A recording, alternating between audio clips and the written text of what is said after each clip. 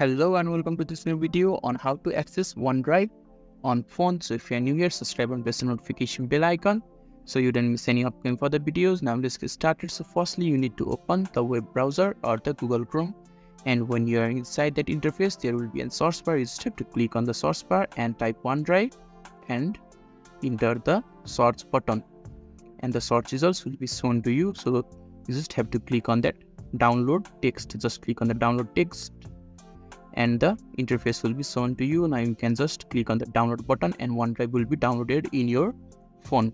And when you have downloaded OneDrive successfully in your mobile phone device, after that you just have to set up the OneDrive and you will be able to access OneDrive in Android. And next way is just go back and you just have to click on the first search result that says Microsoft OneDrive. Click on it and their home interface will be shown to you. Now you just have to click on that sign in button, and when you have clicked on the sign in button, another interface will be shown to you where users need to enter the mail, phone number or Skype with which you have created OneDrive account.